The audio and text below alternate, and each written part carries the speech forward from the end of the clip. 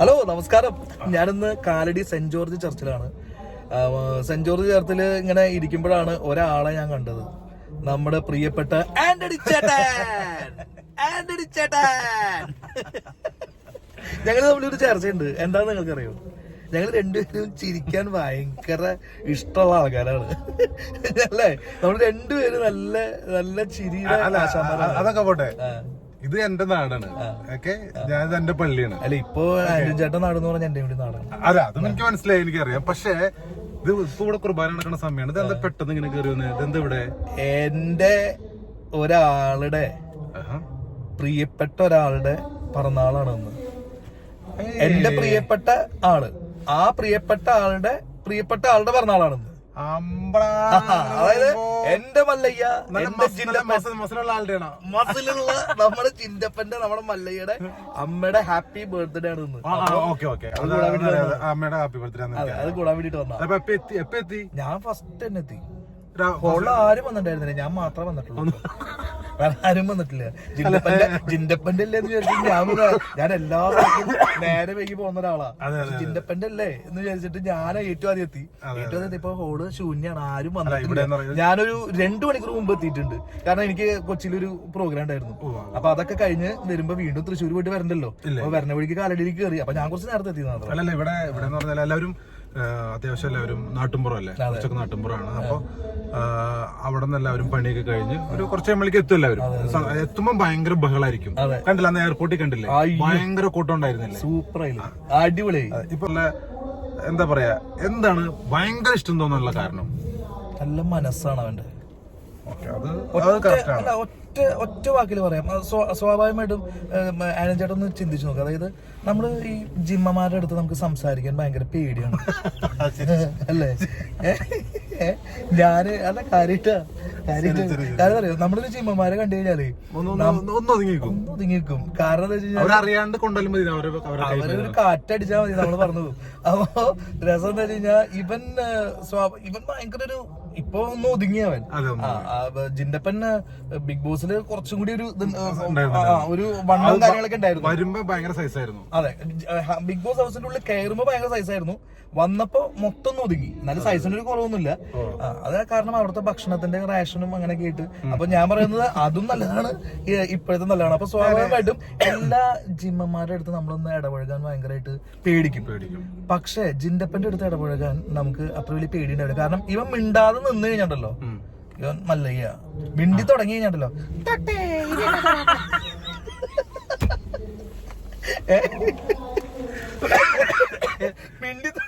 മിണ്ടി തുടങ്ങി അവനൊരു പാവാണ്. നിഷ്കളങ്കമായിട്ടുള്ള ഒരു മനസ്സിന്റെ ഉടമ എന്ന് പറഞ്ഞു കഴിഞ്ഞാൽ പിന്നെയും മിണ്ടി തുടങ്ങിയപ്പോ നമ്മളാണ് അവൻ അത്രയും ഭയങ്കര പാവാം. ഞാൻ 1-2 ചോദ്യങ്ങള് അത് എല്ലാവരും ചോദിച്ചിട്ടുണ്ടാവും, ഒന്ന് അറിയാനായിട്ട്. ഞങ്ങള് ഇനിയിപ്പോ ഫ്യൂച്ചറിലൊക്കെ ഞങ്ങൾക്കൊക്കെ ബിഗ് ബോസിൽ പോവാൻ പറ്റിയാലോ? എന്തായാലും യെസ്, അനുഭവിക്കണം. അല്ല, ഇത് 1-2 രതീഷേട്ടനെ ആകുമ്പോ ഹൃദയം തുറന്ന് സംസാരിക്കും. എനിക്ക് അതിനകത്ത് മത്സരിച്ച കണ്ടസ്റ്റൻസില് ജാസ്മിൻ, അത് ഇപ്പൊ കുറെ ഞങ്ങളുടെ സുഹൃത്തുക്കൾക്കൊക്കെ ഭയങ്കര ദേഷ്യമാണ് ആ കുട്ടിയെ. അത് ആ കുട്ടിയുടെ ക്യാരക്ടർ വന്നത് കൊണ്ട്, അങ്ങനെയുള്ളൊരു അനുഭവം ഉള്ളത് കൊണ്ടാണോ, അത് എന്തുകൊണ്ടാണ് ആ കുട്ടീനെ എല്ലാവർക്കും അനുഭവം എന്ന് പറഞ്ഞാൽ ബിഗ് ബോസ് നമ്മളെല്ലാ ആഴ്ചയിലും കാണുന്നുണ്ടല്ലോ. ബിഗ് ബോസ് എല്ലാ ദിവസവും കാണുമ്പോൾ ആ കുട്ടിയുടെ ആക്ഷനും ജിന്തപ്പനെ കൂടുതലായിട്ട് അവർ ടോർച്ചർ ചെയ്തു എന്ന് ഞങ്ങൾ പുറമെ നിന്ന് ഞങ്ങൾക്ക് മനസ്സിലാവാണ്. അത് ശരിക്കും ആ കുട്ടി അറിഞ്ഞിട്ട് തന്നെ ചെയ്യുന്നതാണോ അതോ ക്രിയേറ്റ് ചെയ്യുന്നതാണോ, എന്താണ് അത്? രതീഷേന്റെ അഭിപ്രായത്തിൽ എന്താണത്? എന്റെ അഭിപ്രായത്തില് നമ്മള് ഈ 19 പേരും പോകുന്നത് ബിഗ് ബോസ് ഹൗസിലേക്ക് പോകുന്നത് ജയിക്കാൻ, അതിനുപരി ഗെയിം കളിക്കാനാണ് പോകുന്നത്. ജയിക്കാൻ ഇപ്പൊ എല്ലാവർക്കും 19 പേർക്കും കപ്പടിക്കണം, 19 പേർക്കും വിന്നർ ആവണം എന്നൊരു ആഗ്രഹം എല്ലാവരുടെ മനസ്സിലുണ്ടാവും. അതിപ്പോ എന്റെ മനസ്സിലുണ്ടായിരുന്നു. പക്ഷെ 7 ദിവസം കൊണ്ട് ഞാൻ ഔട്ടായി പോകുന്നു. അത് വേറെ. അപ്പൊ അല്ല, എന്നിട്ട് വേറെ കാര്യം കേട്ടോ, എനിക്ക് നല്ല സാറ്റിസ്ഫാക്ഷൻ. അല്ല, അത് നമ്മുടെ കാരണവന്മാര് പറഞ്ഞ പോലെ എറിയാൻ അറിയുന്ന ആളുടെ കോല് കൊടുക്കലില്ല, വടി കൊടുക്കലില്ല. അപ്പൊ ഞാൻ എന്താ വെച്ചാൽ എനിക്ക് സാറ്റിസ്ഫാക്ഷൻ ഉണ്ട്. അതായത് ഞാൻ 7 ദിവസം കൊണ്ട് ഞാൻ വെറുതെ ഇരുന്നിട്ടില്ല. ജാസ്മിന് രതീഷ് ഭായിക്ക് ജാസ്മിന് ഇഷ്ടമാണ്. ഞാൻ പറഞ്ഞു എനിക്കിഷ്ടമാണ്. അതിപ്പോ ജിൻഡപ്പനോട് ചോദിച്ചാലും ജിൻഡപ്പന് ഇഷ്ടം. കാരണം എന്താ പറയാ, അതൊക്കെയാണ് ഞാനും ജിൻഡപ്പനും തമ്മിലുള്ള കണക്ഷൻ. അതാണ് എനിക്കും ജിൻഡപ്പനും ഗെയിമിന് വേണ്ടി അതിന്റെ ഉള്ളിലൊക്കെ പലതും കാണിച്ചിട്ടുണ്ടായിരിക്കും. പക്ഷെ ഗെയിം ഞങ്ങൾ അവിടെ വിട്ടു. എന്റെയും ജിൻഡപ്പന്റെ ക്യാരക്ടർ ഒരേപോലെയാണ്. കാരണം എനിക്ക് ഇവിടെ ഒരാളും ശത്രുക്കളില്ല. ഇല്ല, ഞാൻ ഗെയിം അവിടെ വിട്ട് കഴിഞ്ഞു. ബിഗ് ബോസ് കഴിഞ്ഞിട്ട് പുറത്തേക്ക് വരുമ്പോ ജിൻഡപ്പനായാലും ഞാനായാലും എല്ലാരും ഗെയിം അവിടെ വിട്ട് കഴിഞ്ഞു. ഇനി അതിന്റെ ഉള്ളിൽ ഇപ്പൊ ജാസ്മിന്റെ വെറുപ്പ് തോന്നുന്നൊക്കെ നേരത്തെ ഞാൻ പറഞ്ഞല്ലോ. ഞാൻ പ്രേക്ഷകൻ എന്ന നിലയ്ക്ക് പറഞ്ഞു. അതെ, പക്ഷെ അല്ല, ഓക്കെ, അതെനിക്ക് മനസ്സിലായി. അപ്പൊ രസം എന്താ വെച്ച് കഴിഞ്ഞാല് അങ്ങനെ വെറുപ്പ് തോന്നുന്ന കാര്യങ്ങള് ജാസ്മിൻ ചെയ്തിട്ടല്ല. ആ കുട്ടി ചിലപ്പോ എന്തെങ്കിലും കാരണവശാൽ അവിടെ എന്തെങ്കിലും കാര്യങ്ങൾ പറഞ്ഞു പോയിട്ടുണ്ടെങ്കിൽ അത് ചിലപ്പോ അത് അറിയാതെ നെഗറ്റീവായിട്ട് വന്നതായിരിക്കാം. കാരണം എന്താണെന്നറിയോ, നമ്മളൊരു വ്യക്തിനെ സ്നേഹിച്ചു തുടങ്ങിയാൽ, ഇപ്പൊ ഞാനും ആന്റണി ചേട്ടനും ബിഗ് ബോസിൽ ഉണ്ടെങ്കിൽ ആന്റണി ചേട്ടനെ പ്രേക്ഷകർ ഓൾറെഡി ഏറ്റെടുത്ത് കഴിഞ്ഞു. പിന്നെ ആന്റണി ചേട്ടൻ എന്ത് പറഞ്ഞാലും പ്രേക്ഷകർക്ക് ശരിയാണ് അല്ലെ. എന്നാൽ ആന്റണി ചേട്ടനെ പ്രേക്ഷകർ ഏറ്റെടുക്കാൻ അതൊരു വലിയൊരു കടമ്പയാണ് അല്ലെ. അത്ര പെട്ടെന്നൊന്നും നമ്മുടെ പ്രേക്ഷകരെ ഏറ്റെടുക്കുന്ന ചേട്ടനാണെന്ന് എനിക്ക് അറിയില്ല, എന്നാലും ഞാൻ ചോദിക്കാം. ബൈ, ജിൻഡപ്പനെ ഞങ്ങൾക്ക് ഞങ്ങൾ അത്രയും ബന്ധമുള്ള ആൾക്കാരാണ്. ജിൻഡപ്പനെ ഇഷ്ടപ്പെടാൻ കുറെ കാരണങ്ങൾ ഉണ്ടാവുമല്ലോ. അതില് ഒരു കാരണം ഇപ്പൊ ഞാൻ പറയട്ടെ, ജിൻഡപ്പൻ ഓരോ പ്രേക്ഷകരുടെ ഇടയിലും വലിയൊരു സ്ഥാനം ഉണ്ടാക്കി. അത് എളുപ്പമല്ല. അത് ജിൻഡപ്പന് ഗെയിം അറിയാം, ജിൻഡപ്പന് കളിക്കാൻ അറിയാം. ജിൻഡപ്പന്റെ ഞാൻ പറയുകയാണെങ്കിൽ ജിൻഡപ്പൻ അവിടെ കളിക്കല്ല, ജിൻഡപ്പന്റെ റിയൽ ക്യാരക്ടറാണ് അവിടെ കാണിച്ചത്. കാരണം റിയൽ ക്യാരക്ടറിൽ ജിൻഡപ്പൻ ഒരു പാവാണ്. ഞാനിപ്പോ ഞങ്ങൾ ഒരുപാട് സംസാരിക്കാറുണ്ട്. ഒരുപാട് ബിഗ് ബോസിനുള്ള 7 ദിവസം ഉണ്ടായിരുന്നുള്ളൂ. ഇപ്പോ കുറെ ദിവസങ്ങളായിട്ട് ഞങ്ങൾ ഒരുമിച്ചാണ് അല്ലേ. 7 ദിവസം എന്ന് പറയുമ്പോ ഇപ്പോഴും ചിരിക്കും ശവത്തിന് കുത്ത്. മറ്റേ ചൊല്ലില്ലേ, ഇത് അമ്മയ്ക്ക് പ്രാണവേദന ചേച്ചിക്ക് വീണവായന എന്നൊക്കെ പറഞ്ഞ പോലെ ചിരിക്കും. രതീഷ് ഭായിനെ അതിനകത്ത് രണ്ടാമതും കൊണ്ടുവരണമെന്ന് ആഗ്രഹിച്ച പ്രേക്ഷകരിൽപ്പെട്ട ഒരാളാണ് ഞാൻ. രണ്ടാമത്തെ ഒരു എൻട്രി കാരണം രതീഷ് ഭായി അവിടെ ഉണ്ടെങ്കിൽ ആ ഗെയിമും അവിടെയുള്ള ആംബിയൻസ് മാറാണ്. അത് പ്രേക്ഷകർക്ക് ലൈവായിട്ട് മനസ്സിലാവാണ്. ഓക്കെ, അപ്പൊ രതീഷ് ഭായി പുറത്തേക്ക് പോകുമ്പോ സങ്കടം ഉണ്ടായില്ല, പക്ഷെ അകത്തേക്ക് വരണേന്ന് ഞങ്ങൾക്ക് ആഗ്രഹം പ്രാർത്ഥന ഉണ്ടായിരുന്നു. അല്ലാതെ അതൊരു ഗെയിമർക്ക് കിട്ടാവുന്ന വലിയൊരു സംഭവമാണ്. രതീഷേട്ടൻ പോയിപ്പോ ഞങ്ങൾ രതീഷേട്ടൻ ഓക്കെ പോയി, അത്രേ ഉള്ളൂ. പക്ഷെ ഒരു ദിവസം രതീഷേട്ടൻ തിരിച്ചു വരണേന്ന് ഞങ്ങൾ ആഗ്രഹിച്ചു, പ്രാർത്ഥിച്ചു. അതും എന്റെ ഒരു വിജയമാണ് തീർച്ചയായിട്ടും. ആനച്ചേട്ടൻ പറഞ്ഞതിൽ ഇത് കാര്യമുണ്ട്. കാരണം എന്താ അറിയോ, ഞാൻ പുറത്തേക്ക് ഇറങ്ങിയപ്പോ ഒരുപാട് അമ്മമാരും ഒരുപാട് ആൾക്കാർ എന്നെ വിളിച്ചിട്ട് മോനെ ഇപ്പൊ പോകേണ്ട ആളായിരുന്നില്ല, ഞങ്ങൾ ഭയങ്കര ഇഷ്ടമായിരുന്നു എന്നൊക്കെ പറയുമ്പോ ഭയങ്കര ഒരു സന്തോഷം എനിക്ക് വരികയാണ്. കാരണം 7 ദിവസം കൊണ്ട് ഇത്രയും ഒരു ഇമ്പാക്ട് എനിക്ക് ഉണ്ടാക്കാൻ പറ്റിയല്ലോ. അതൊരു വലിയൊരു കാര്യമായിട്ടാണ് ഞാൻ കരുതുന്നത്. ജിൻഡപ്പൻ ശരിക്കും റിയൽ ക്യാരക്ടറിൽ ജിൻഡപ്പൻ ഭയങ്കര പാവാണ്. ജിൻഡപ്പൻ അവിടെ കണ്ട അതേ ജിൻഡപ്പനെ തന്നെയാണ് ഞാൻ ഇവിടെയും കാണുന്നത്. അല്ല, നിഷ്കളങ്കമായിട്ടുള്ള മനസ്സ്. ഇത്രയും ഞാൻ എന്നിട്ട് അവന്റെ അടുത്ത് പറഞ്ഞ, എങ്ങനെ നിനക്ക് ഇങ്ങനെ ഒരാളോട് ശത്രുതയില്ല, ഒരാളും വെറുപ്പിക്കില്ല, ആൾക്കാരോട് നന്നായിട്ട് സംസാരിക്കാൻ അറിയാം. അപ്പൊ എന്താ സംഭവം എന്ന് വെച്ചാൽ ഞാൻ അവരോട് ചോദിച്ചിട്ടുണ്ട്, അപ്പൊ നീ അവിടെ ഞാൻ ഉദ്ദേശിച്ചത് ഗെയിമിന് വേണ്ടിയിട്ട്, ഇപ്പൊ ഞാനൊക്കെ ഗെയിമിന് വേണ്ടിയിട്ട് ഞാനവിടെ കുറെ കാര്യങ്ങൾ ചെയ്തിട്ടുണ്ട്. ഞാൻ കണ്ടന്റ് ഉണ്ടാക്കലും കാര്യങ്ങളൊക്കെ. പക്ഷെ ഇവന്റെ ഈ സംസാരം ഇവിടെ ബിഗ് ബോസ് ഹൗസിലും കാണിച്ചത് അത് പ്രേക്ഷകര് അംഗീകരിച്ചു. ഇന്ന് പ്രേക്ഷകരുടെ ഇടയിൽ വലിയൊരു സ്ഥാനം ജിൻഡപ്പന് കിട്ടി. അതാണല്ലോ ബിഗ് ബോസിന്റെ ആ ഒരു വലിയൊരു കപ്പ് അവന് കിട്ടിയത്. ബിഗ് ബോസിന്റെ കപ്പിനുപരി ഈ കണ്ട ജനങ്ങളുടെ സ്നേഹം മുഴുവൻ എന്റെ ജിൻഡപ്പന് കിട്ടി. മാത്രമല്ല ഞങ്ങളുടെ കോംബോ എല്ലാവർക്കും ഭയങ്കര ഇഷ്ടമാണ്. ജിൻഡപ്പൻ രതീഷ് കുമാർ കോംബോ ഞങ്ങളൊരു ജയിലിൽ നിന്ന് സ്റ്റാർട്ട് ചെയ്തതാണ്, ഒരു ഹ്യൂമർ ട്രാക്കിൽ. അതിന് മുമ്പ് കോംബോ അങ്ങനെ വന്നുകൊണ്ടിരിക്കുകയായിരുന്നു. ജയിലിൽ അത് പൂർണ്ണമായി. ശരിക്കും പറഞ്ഞു കഴിഞ്ഞാൽ ഞങ്ങളുടെ ലൈഫ് മാറ്റിമറിച്ചത് ജയിലാ. കാരണം ജിൻഡപ്പന്റെ ഹ്യൂമർ ജിൻഡപ്പനെ പുറത്തേക്ക് കൊണ്ടുവരാൻ പറ്റി. മാത്രമല്ല ജയിലിന്റെ ഉള്ളിൽ വെച്ച് ഞങ്ങൾ ഒരുപാട് പ്ലാനിങ്ങൾ നടത്തിയിട്ടുണ്ടായിരുന്നു. അങ്ങനെ കളിക്കുക ഇങ്ങനെ കളിക്കാന്നൊക്കെ പറഞ്ഞിട്ട് ആ പ്ലാനിങ് ഒക്കെ ചെയ്തിട്ട് അവസാനം ഞാൻ പുറത്തായി, അവനകത്തായി. പക്ഷെ ആ പ്ലാനിങ് കറക്റ്റായിട്ട്, അതായത് കറക്റ്റായിട്ട് അവന് യൂസ് ചെയ്തിട്ടേ, അതായത് ആ പ്ലാനിങ് മാത്രല്ല, ഞാൻ നോക്കുമ്പോ നമ്മൾ പ്ലാൻ ചെയ്തത് വേറെ, ഇവന്റെ കളി വേറെ ലെവലാണെന്ന്. അപ്പൊ നമ്മൾ പ്ലാൻ ചെയ്തെന്ന് വെച്ചാൽ 2 പേരും കൂടിയിട്ടുള്ള കോംബോ കാര്യങ്ങളൊക്കെ വെച്ചിട്ടുള്ള ഒരു പ്ലാനിങ് ആയിരുന്നു. പക്ഷെ അവൻ ഒറ്റയ്ക്ക് നിന്നിട്ട് വേറൊരു തരത്തിൽ ആ ഗെയിമിനെ കൊണ്ടുപോയി. അതായത് നമ്മൾ പ്ലാൻ ചെയ്ത പോലെയൊന്നുമല്ല, അവൻ വേറെ ലെവലിലേക്കാണ് കൊണ്ടുപോകുന്നത്. ഒരു ഷോട്ട് ഞങ്ങൾ കണ്ടത് പ്രേക്ഷകർക്ക് ആ ഇന്നസെൻസ് അല്ലെങ്കിൽ ആ ഒരു നിഷ്കളങ്കത മനസ്സിലായത് അദ്ദേഹത്തിന് ഗബ്രി എന്ന് പറയുന്ന ആളെയും പുറത്തേക്ക് ആക്കും എന്ന് പറഞ്ഞു. അപ്പോ ലാലേട്ടാ അത് ആ ഒരു സീൻ അത് ഭയങ്കര ഒരു ലാലേട്ടൻ വരെ അത് ചിരിച്ചുപോയി. അല്ല അവനത് സീരിയസ് ആയിട്ട് ചെയ്യുന്നത്. പിന്നെ അവന്റെ ഹ്യൂമർ ഞാൻ ജയിലിൽ വെച്ചിട്ട് ഒരുപാട് അപ്പൊ ഞാന് എന്റെ മനസ്സിൽ തോന്നുന്നത് കാരണം എന്താ അറിയോ, ഇവനത് സീരിയസ് ആയിട്ട് പറയുന്ന കാര്യങ്ങള് ഇവന്റെ മുഖത്തിന്റെ ആക്ഷൻ കാണുമ്പോ എനിക്ക് ചിരി വരും. ഞാൻ എന്നിട്ട് അവന്റെ അടുത്ത് പറയും, എടാ നീ ഹ്യൂമർ നല്ല പക്കയായിട്ടാ നിനക്ക്. കാരണം എന്താ അറിയോ, നീ ഓരോ കാര്യങ്ങൾ ചെയ്യുമ്പോ എനിക്ക് ചിരി വരാണ്. നല്ല രസമായിട്ട് അവന് ഹ്യൂമർ കൈകാര്യം ചെയ്യാൻ അറിയാം.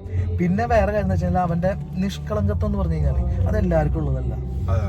അതായത് ഇനി ഞാൻ വേറെ കാര്യം പറയട്ടെ, നമുക്കൊരു ഷോയില് അഭിനയിച്ച് നിൽക്കാന്ന് പറഞ്ഞാൽ മാക്സിമം പോയി കഴിഞ്ഞാൽ എല്ലാവരും വന്ന് 21 ദിവസം അഭിനയിച്ച് നിൽക്കാന്നാണ്. പക്ഷെ ഞാൻ പറയുന്നത് 21 ദിവസം അതിൻ്റെ ഉള്ളിൽ അഭിനയിച്ച് നിൽക്കാൻ പറ്റില്ല. മാക്സിമം പോയി കഴിഞ്ഞാൽ ഒരു 3-4 ദിവസം അപ്പോഴേക്കും നമുക്ക് നമ്മുടെ യഥാർത്ഥ സ്വഭാവം പുറത്തേക്ക് വരും. അങ്ങനെ ഇരിക്കുമ്പോ ജിൻഡപ്പൻ 100 ദിവസം അവിടെ നിന്നിട്ട് ജനഹൃദയങ്ങൾ കയറി പറ്റിയിട്ടുണ്ടെങ്കിൽ ജിൻഡപ്പന്റെ റിയൽ ക്യാരക്ടർ അതാണ്. ഒരു സാധുവാണ്, ഒരു പാവാണ്, എല്ലാവർക്കും ഉപകാരമാണ്. ഇപ്പൊ നമുക്ക് എന്തെങ്കിലും കാര്യങ്ങൾ വേണം എന്ന് പറഞ്ഞു കഴിഞ്ഞാൽ നമ്മളിപ്പോ ജിൻഡപ്പ ഇങ്ങനെ ഒരു കാര്യം എന്ന് പറഞ്ഞാൽ അപ്പോ ആ കാര്യത്തിന് വേണ്ടി വരെ നമുക്കൊരു ധൈര്യവും നമുക്കൊരു ബലമാണ് ജിൻഡപ്പൻ. അപ്പൊ എനിക്ക് കിട്ടിയ ഏറ്റവും വലിയൊരു സുഹൃത്ത് 7 ദിവസം കൊണ്ടൊക്കെ ഇത്രയും ആത്മാർത്ഥമായിട്ട് സുഹൃത്തുക്കൾ ഉണ്ടാവുമെന്ന് ചോദിച്ചാൽ എനിക്ക് അറിയില്ല, ഉണ്ടാവായിരിക്കാം. പക്ഷെ എനിക്ക് വളരെ ഒരു ആത്മാർത്ഥമായിട്ടുള്ള ഒരു സുഹൃത്തിനാണ് എനിക്ക് കിട്ടിയത്. മാത്രമല്ല ലാലേട്ടൻ എൻ്റെ അടുത്ത് ചോദിച്ചിരുന്നു ജിൻഡപ്പനെ കുറിച്ച് എന്താണെന്ന് ചോദിച്ചിരുന്നു. അപ്പൊ ഞാൻ അവിടെ പറഞ്ഞത് എന്താ വെച്ചാൽ ജിൻഡപ്പൻ നല്ലൊരു ഗെയിമറാണ്. ജിൻഡപ്പൻ നന്നായിട്ട് ഗെയിം കളിക്കാൻ അറിയാം. അവിടെയുള്ള ആൾക്കാര് മണ്ടൻ എന്ന് ടാഗ് കുത്തിയപ്പോഴും എനിക്കറിയാം ജിൻഡപ്പൻ ഭയങ്കര ബുദ്ധിയുള്ള ആളാണ്. ഞാൻ ഒരാളെ കൂടെ കൂട്ടുമ്പോ വളരെയധികം സ്കാൻ ചെയ്തിട്ടാണ് ഞാൻ ഒരാളെ കൂടെ കൂട്ടും. ജിൻഡപ്പനും അതെ, ജിൻഡപ്പൻ എന്നെയും ഞാൻ ജിൻഡപ്പനെയും കൂടെ കൂട്ടിയിട്ടുണ്ടെങ്കിൽ ഞങ്ങൾക്ക് രണ്ടുപേർക്കും ഞങ്ങളുടെ ബോണ്ടിങ് അറിയാം. അതായത് അവനൊരു സാധുവാണ്. അവൻ ഇപ്പോ ഞങ്ങൾ രണ്ടുപേരും കൂടെ പോവുകയാണെങ്കിൽ ഞങ്ങളുടെ ഗെയിം ആര് കപ്പടിക്കും. ഇപ്പൊ ഞങ്ങൾ ഫൈനൽ 2 വരികയാണെങ്കിലേ ഞങ്ങളിപ്പോ ഫൈനൽ 2 വരാന്ന് വിചാരിക്കുക, ഞാൻ പുറത്തായ ആളാണ് എന്നാലും ഒന്ന് ഊഹിക്കുക. ഫൈനൽ 2 വരികയാണെങ്കിൽ ഞങ്ങൾ തമ്മിലൊരു കോമ്പറ്റീഷൻ ഉണ്ടാവില്ല. ജിൻഡപ്പൻ പറയും നീ കപ്പെടുത്താലും ഞാൻ കപ്പെടുത്ത പോലെ, ഞാൻ പറയും നീ കപ്പെടുത്താലും ഞാൻ കപ്പെടുത്ത പോലെ. അത്രയും വലിയൊരു, ഇനിയിപ്പോ അതിന് കൂടുതൽ പറയേണ്ട കാര്യമില്ല, അത്രയും നല്ലൊരു ബോണ്ടിങ് ആണ്. മാത്രമല്ല ഡിസേർവിംഗ് ആയിട്ടുള്ള ഒരു പേഴ്സൺ ആണ് ജിൻഡപ്പനാണ്. എന്താ പറയാ, എനിക്ക് പറയാൻ വാക്കുകൾ കിട്ടുന്നില്ല. കാരണം ഒരുപാട് കഷ്ടപ്പെട്ടതിന്റെ ഒരു ബലം ദൈവം അവന് കൊടുത്തു. അതാണ് പറയാനുള്ളത്. പിന്നെ ജാസ്മിന്റെ കാര്യം എന്ന് പറഞ്ഞാൽ അതിൻ്റെ ഉള്ള ഗെയിമാണ്, ഫുള്ള് ഗെയിമാണ്. എല്ലാവരും ഇപ്പോ നല്ല ഫ്രണ്ട്ഷിപ്പിലാണോ? എല്ലാവരും നല്ല ഫ്രണ്ട്ഷിപ്പിൽ തന്നെയാണ്. അങ്ങോട്ടും ഇങ്ങോട്ടും എല്ലാ ഡെയിലി വിളിയും കാര്യങ്ങളില്ല. ഞാനും ജിൻഡപ്പനൊക്കെ ഒരുവിധം ഇങ്ങനെ ഇടയ്ക്കിടയ്ക്ക് കാണും, വിളിക്കും, അങ്ങനെയൊക്കെ ചെയ്യും. എല്ലാവരായിട്ടും വലിയ എല്ലാ ദിവസവും വിളി കാര്യങ്ങളൊന്നും ഇല്ലെങ്കിൽ കൂടിയും നല്ല ഫ്രണ്ട്ഷിപ്പിലാണ് ഞങ്ങൾ എല്ലാവരും. മാത്രമല്ല ജാസ്മിൻ ഒരു പാവം കുട്ടിയാണ്. ആ കുട്ടി ഗെയിം അവിടെ കളിച്ചു. അത് എന്തോ ആ കുട്ടിയുടെ ഒരു ഇതുകൊണ്ട് അത് വേറെ രീതിയിലേക്ക് പോയി എന്ന് മാത്രം. പക്ഷെ ജാസ്മിൻ ഒരു നല്ലൊരു കണ്ടസ്റ്റന്റ് ആണ്, നല്ല കഴിവുള്ള കുട്ടിയാണ്, നല്ല രീതിയിൽ ഗെയിം കളിക്കാൻ അറിയുന്ന ഒരു കുട്ടിയാണ്. ജാസ്മിൻ നല്ലൊരു, ഞാൻ അവിടെ നിൽക്കുകയാണെങ്കിൽ ഞാൻ 2 മത്സരാർത്ഥികളുടെ പേര് പറയാൻ പറഞ്ഞു കഴിഞ്ഞാൽ ഫസ്റ്റ് ജിൻഡോ, അതായത് എതിരാളികളുടെ 2 പേരുടെ പേര് പറയാൻ പറഞ്ഞാൽ ഫസ്റ്റത്തെ പൊസിഷനിൽ ഞാൻ പറയാം ഒന്ന് ജിൻഡോ, പിന്നെ ഒന്ന് ജാസ്മിൻ. ജിൻഡോ ആണെങ്കിലും ജാസ്മിനും, പിന്നെ രണ്ടാമത് എന്റെ പേര് പറയാൻ എനിക്കറിയില്ല, ഗബ്രി ബെസ്റ്റ് ഗെയിമറാണ്. ഞാൻ പറയുന്നത് വെച്ച് കഴിഞ്ഞാൽ ജാസ്മിൻ കഴിഞ്ഞാൽ ഗബ്രി. അതായത് ഇവര് 2 പേരും ഇൻഡിവിജ്വലായിട്ട് കളിച്ചെങ്കിൽ വേറെ ലെവലിലേക്ക് ഇത് പോകും. ഗബ്രി നല്ലൊരു പ്ലെയറാണ്, നല്ല പ്ലെയറാണ് ഗബ്രി. അപ്പൊ ഞാൻ പറയുന്നത് ഫസ്റ്റ് പൊസിഷൻ 2 പേരെ പറയുകയാണെങ്കിൽ ഞാൻ പറയാം, ഇപ്പോഴും ഞാൻ പറയുന്നു, അതിന് ഞാൻ ഉറച്ചു നിൽക്കണം, എന്റെ സ്റ്റാൻഡിൽ ഞാൻ ഉറച്ചു നിൽക്കുക. 2 പൊസിഷൻ ഞാൻ പറഞ്ഞു വിട്ടാ, 2 പൊസിഷൻ അല്ലെ, 2 പൊസിഷൻ ആണെങ്കിൽ 1 ജിൻഡോ, 2 ജാസ്മിൻ എന്ന് ഞാൻ പറയും. അതായത് ശക്തമായിട്ടുള്ള ഒരു എതിരാളികൾ ആരാന്ന് ചോദിച്ചു കഴിഞ്ഞാൽ അതെ. അത് കഴിഞ്ഞിട്ടാണ് ഞാൻ പറയാം 3ാമത് പേര് ഗബ്രിയുടെ ഞാൻ പറയും. അത് നല്ലൊരു പ്ലെയർ ആണ്. എന്തായാലും സമയം കുറവാണെന്ന് എനിക്കറിയാം. അതെ, സമയം കുറവൊന്നുമില്ല. പക്ഷെ എനിക്ക് വേറൊരു കാര്യം ഞാൻ പറഞ്ഞോട്ടെ, ആനഞ്ചേട്ടൻ അടുത്താണ് ബിഗ് ബോസിൽ പോകണം. എന്നിട്ട് എനിക്കിതൊന്ന് കണ്ടൊന്ന് രസിക്കണം. അവിടെ റേഷനൊക്കെ കഴിച്ച് ഇപ്പൊ തന്നെ ആള് വളരെ സാധാരണ, അതായത് ലീനായിട്ടുള്ള ഒരാളാണ്. ഇതിനും ലീനായാലത്തെ അവസ്ഥ ഞാൻ ആലോചിക്കാം. അവിടെയൊക്കെ എക്സസൈസ് ഒക്കെ ചെയ്ത് അവിടെ എക്സസൈസ് ചെയ്യാൻ നമ്മൾ പേടിക്കും.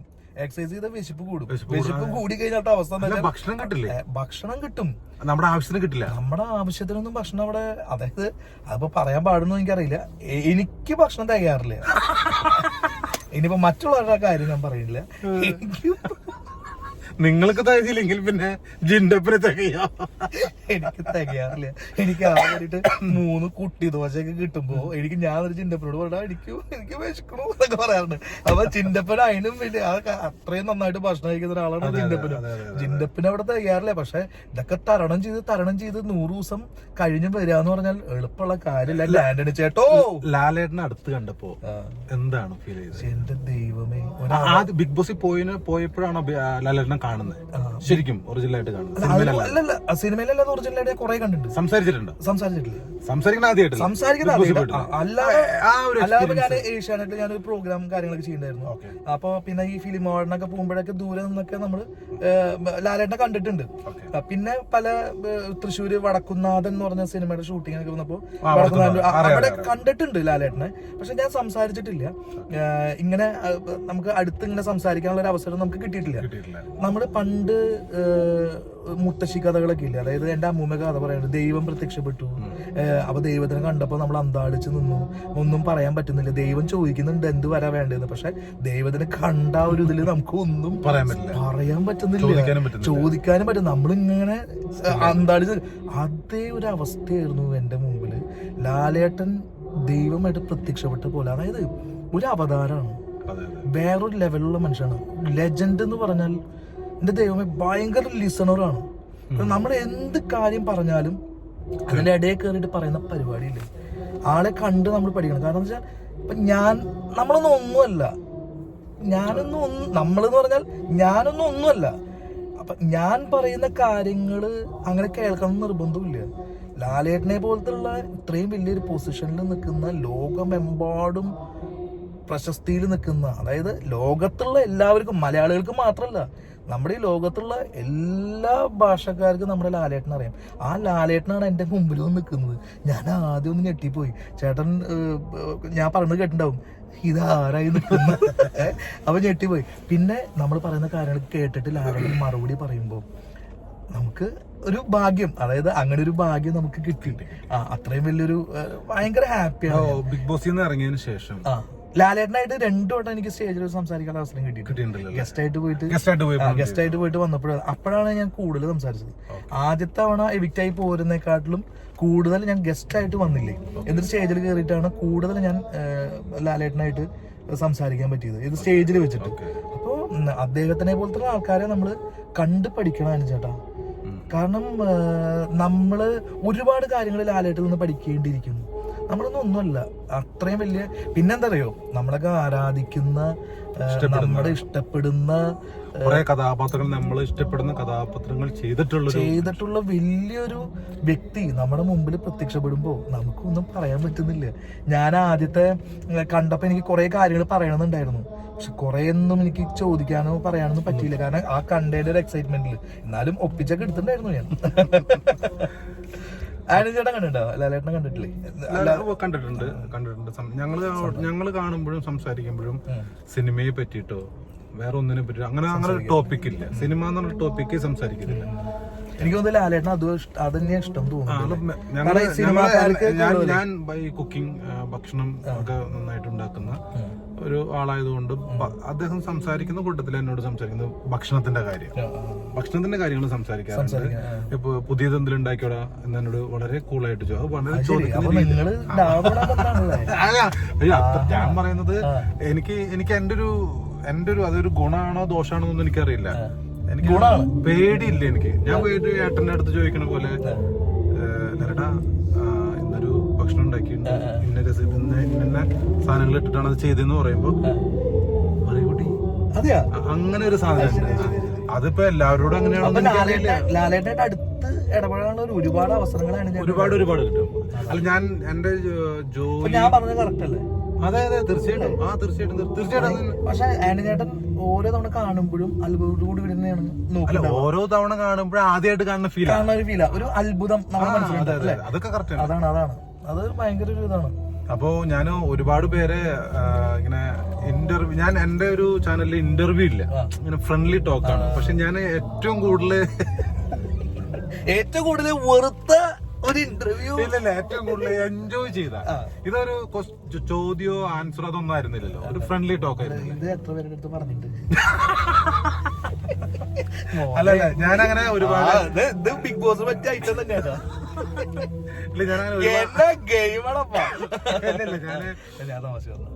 ഒരുപാട് പേരൊന്നും അങ്ങനെ നമുക്ക് അറിയുന്ന കുറെ ആളുകളെ പരിചയപ്പെട്ടതിലും ഇതുപോലെ സംസാരിക്കാൻ പറ്റിയതിലൊക്കെ നമുക്കൊരു സന്തോഷം കിട്ടി. പക്ഷെ ഇന്ന് എനിക്ക് അതായത് നല്ല മനസ്സെന്ന് പറയുന്നുണ്ട്. ഞാൻ അത് രതീഷ് ചേട്ടൻ അവിടുന്ന് നടന്നു വരുമ്പോ നമുക്കറിയാം നിങ്ങളൊരു ശുദ്ധനാ. നിങ്ങൾക്ക് ഒരാളെ പറ്റിക്കാൻ അറിയില്ല. അത് നിങ്ങളോട് സംസാരിക്കണ്ട, ചിലരോട് സംസാരിക്കണം. അപ്പോഴും സംസാരിച്ച് പരിചയപ്പെട്ട് ഇടപഴകി വരുമ്പോഴാണ് നിങ്ങൾക്ക് മനസ്സിലാവും ഇത് ശരിയല്ലല്ലോ എന്ന് മനസ്സിലാവും. പക്ഷെ നിങ്ങൾ അവിടുന്ന് ഇറങ്ങി നടന്നു വരുമ്പോഴില്ലേ ആ ചിരിയില്ലേ മായാതിരിക്കട്ടെ, എന്നും ഉണ്ടാവും. Thank you. എത്ര കഷ്ടതയിലും നന്മയിലും എല്ലാത്തിലും ഈ ചിരി കൂടെ ഉണ്ടാവട്ടെ. ഞങ്ങളുടെ എല്ലാവിധ സപ്പോർട്ടും രതീഷ് ഭായിക്ക് ഉണ്ടാവും. Thank you. പിന്നെന്താ അറിയോ, നമ്മള് ചിരിക്കുന്നത് ആരോഗ്യത്തിന് നല്ലത് മാത്രല്ല. നമ്മള് ഞാനൊരു പരിചയമില്ലാത്ത ഒരാളെ കണ്ടാലും ഞാൻ ചിരിക്കും. കാരണം നമുക്ക് കൊടുക്കാൻ പറ്റുന്നത് കാശല്ല, ചിരിയാണ് ഏറ്റവും കൂടുതൽ. സന്തോഷമാണ് കൊടുക്കാൻ പറ്റുന്നത്. ആ സന്തോഷം നമ്മൾ കൊടുക്കുമ്പോൾ നമുക്ക് എന്തെങ്കിലും ഒരു ദുഃഖം വന്നു കഴിഞ്ഞാൽ അവരും കൂടെ ചേർന്ന് നമ്മളെ സമാധാനിപ്പിക്കാൻ ഒരാളും കൂടി നമ്മുടെ കൂടെ ഉണ്ടാവും. അപ്പൊ അങ്ങനെ കിട്ടിയ ഒരാളാണ് എനിക്ക് ആന്റണി ചേട്ടൻ. അല്ലല്ല, ഞാൻ കാര്യമായിട്ട് പറയണം. കാരണം എന്താ അറിയോ, ഞങ്ങളിത് ഇപ്പൊ പരിചയപ്പെട്ടിട്ടേ ഉള്ളൂ. പക്ഷെ എത്രയോ മുമ്പ് പരിചയപ്പെട്ട പോലെയാണ്. ആന്റണി ചേട്ടൻ ഒരു പോസിറ്റീവ് വൈബിൾ ഒരാളാണ്. അപ്പൊ പോസിറ്റീവ് വൈബിൾ ഒരാളുടെ അടുത്ത് വേറൊരു പോസിറ്റീവ് വൈബിൾ ഒരാൾ സംസാരിക്കുമ്പോൾ ഒരു ഫീൽ ഉണ്ടല്ലോ, അതൊന്ന് വേറെ തന്നെയാണ്. അത് കുറച്ചു നേരം കൊണ്ട് നമ്മൾ ഒരുപാട് അടുത്ത് പോയി പിന്നെ 5 മിനിറ്റ് സംസാരിച്ചു കഴിഞ്ഞാൽ ഫുൾ പോസിറ്റിവിറ്റി നമുക്ക് കിട്ടും. അത് തന്നെയാണ് എനിക്ക് പോസിറ്റീവ്. ഞാൻ നെഗറ്റീവ് ചിന്തിക്കുകയോ സംസാരിക്കുകയോ ചെയ്യില്ല. തീർച്ചയായിട്ടും അത് തന്നെയാണ്. ഏതൊരു ഒരു അപകടം പറ്റിയിരിക്കുന്ന ആളാണെങ്കിലും അതല്ലെങ്കിൽ പോലും നെഗറ്റീവ് എനിക്കില്ല. അതാണ് ഉള്ളി പോസിറ്റീവ്. തീർച്ചയായിട്ടും ജീവൻ തന്നെ പോസിറ്റീവാണ്. മുന്നോട്ട്. Okay thank you.